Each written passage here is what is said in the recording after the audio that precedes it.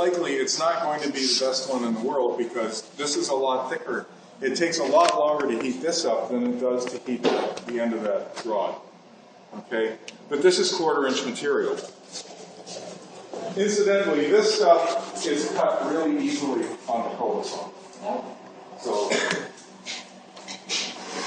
and this time, don't watch. So if I can see through this helmet, that means it's on? Yes. Okay. Because I think when they're off, they go dark.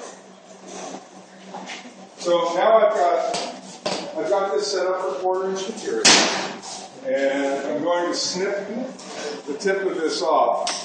Okay, and there I go.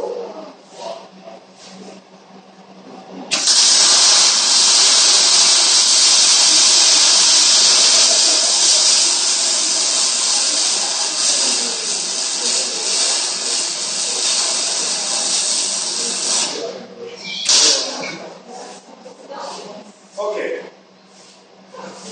come here and take a look.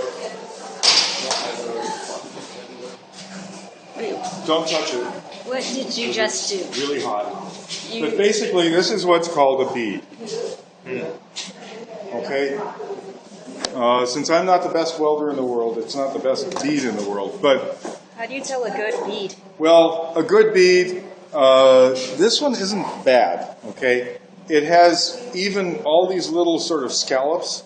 Those are usually pretty even. And it has what they call good penetration.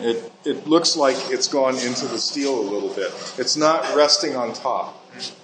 I could actually mess with this a little bit and make it work a little bit better for this material, but there isn't any reason to do that.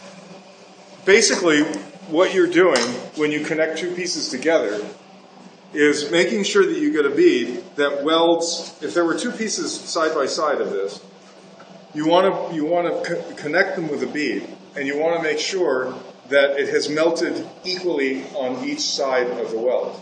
Okay? Sometimes that's a little difficult, because what's going to happen is if you happen to move, if you're not going straight, you're going to weld it to one side and not the other.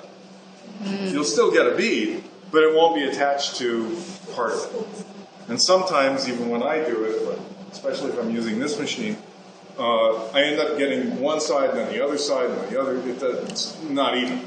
Okay, so it's a very easy machine to use, and it's also very easy to use incorrectly.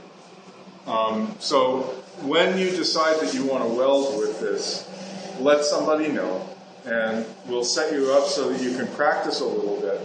If you bought material that you're going to weld, have extra material so that you can practice with the material you're going to use.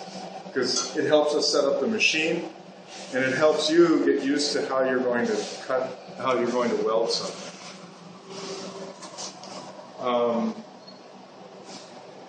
Let's see, so you've already done